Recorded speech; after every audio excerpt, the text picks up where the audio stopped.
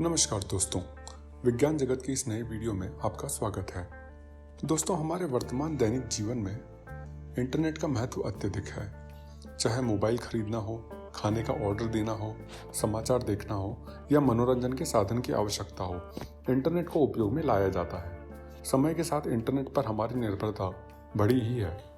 अवश्य ही आपके मस्तिष्क में भी कई बार ये प्रश्न उठा होगा कि आखिर इंटरनेट कैसे काम करता है।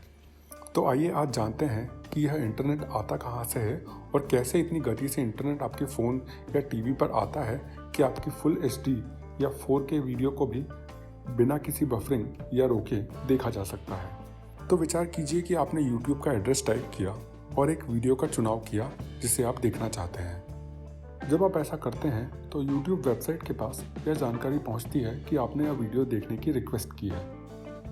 आप जुड़ जाते हैं YouTube के डेटा सेंटर से। तो यह डेटा सेंटर क्या होता है? जैसे आपके कंप्यूटर के अंदर सारी जानकारी रखी जाती है हार्ड ड्राइव में, वैसे ही वेबसाइट्स के साथ भी होता है। अब वेबसाइट्स की स्पेस की आवश्यकता आपसे कहीं अधिक होती है, क्योंकि इन वेबसाइट्स में कई वीडियोस, ऑडियोज, पिक्चर्स और पत्र इत्यादि अपलोड किए जाते हैं। तो स्वाभाविक है कि इनका डेटा एक हार्ड ड्राइव में नहीं आता। इसलिए इन्हें आवश्यकता होती है अनेकों हार्ड ड्राइव की, जो मिला जुलाकर किसी भी वेबसाइट की सारी जानकारी को रख सकें। यह काम होता है डेटा सेंटर में। तो सरल भाषा में समझा जाए तो डेटा सेंटर एक हार्ड ड्राइव का बहुत बड़ा संग्रह है, जिसमें वेबसाइट्स का सारा डाटा रखा जाता है। विश्व के कई भागों में ऐसे डेटा सेंटर स्थित हैं। चूँकि यूट्यूब, फेसबुक जैसे वेबसाइट्स का डेटा या जानकारी बहुत अधिक होती है, इनके अपने डेटा सेंटर होते हैं। जबकि किसी छोटी कंपनी की जानकारी कम होती है, इसलिए यह किसी डेटा सेंटर के एक भाग से भी अपना काम चला लेते हैं। तो अब वापस आते हैं वहाँ जहाँ आपने देखने के लिए एक वीडियो का चुनाव किया है। डेटा सेंटर तक आपकी रिक्वेस्ट पहुँचती है। इसके बाद डेटा सेंटर से आप तक वो वीडियो पहुँचने की प्रक्रिया प्रारंभ होती है। इसका एक तरीका हो सकता है कि यह वीडियो सैटेलाइट द्वारा आप तक पहुँचाया जाए। लेकिन यदि ऐसा होता है तो इस डेटा को आप तक पहुँचने के लिए डेटा सेंटर से सैटेलाइट और सैटेलाइट से आप तक पहुँचना होगा। इस प्रसारण के लिए जियो स्टेशनरी सैटेलाइट या भूस्थिर उपग्रह की आवश्यकता होती है, जिसकी दूरी इक्वेटर से 22,300 किलोमीटर होती है। इसलिए डेटा को आप तक पहुंचने के लिए 44,000 किलोमीटर से अधिक की दूरी तय करना होती है, जिसके कारण आप तक पहुंचने में लगने वाला समय अधिक होता है और इस कारण वीडियो या स्ट्रीमिंग ऐसे नहीं की जा सकती।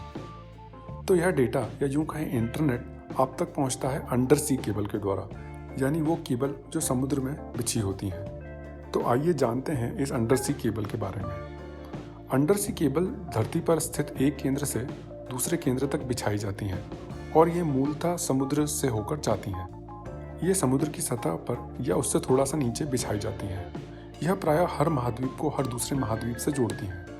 पहले इनका उपयोग एक महाद्वीप से दूसरे तक टेलीग्राम और टेलीफोन के लिए होता था। इंटरनेट के आने के बाद ऑप्टिकल फाइबर बिछाई जाने लगी, जिसका उपयोग हाई स्पीड इंटरनेट के लिए किया जाता है। जैसा कि इस फोटो से स्पष्ट है, अंडर सी केबल का एक बड़ा जाल सभी द्वीपों और महाद्वीपों के बीच देखा जा सकता है। इन्हें खास जहाज़ों के द्वारा समुद्री सतह पर बिछाया जाता है।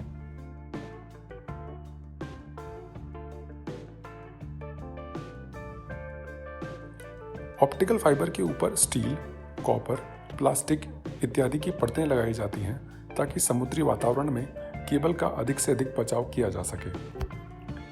इसी के चलते 1 किलोमीटर की केबल का वजन करीब 1.5 टन होता है। 95% से अधिक डेटा ट्रैफिक इन्हीं केबल से होकर एक महाद्वीप से दूसरे तक पहुंचता है। हालांकि पहले ऐसी केबल्स मुख्यतः विशेष कंपनियों द्वारा स्थापित करवाई जाती थी, लेकिन अब ऐसी cable Google, Microsoft, Amazon, Facebook द्वारा प्राप्त की जा रही हैं। तो इन केबल्स द्वारा इंटरनेट पहुंचता है समुद्र के किनारे तक। लेकिन समुद्र के किनारे से आपके घर तक भी इंटरनेट को पहुंचना होता है और यहाँ से इंटरनेट को आपके घर तक पहुंचाने की जवाबदारी होती है ISP यानी इंटरनेट सर्विस प्रोवाइडर की।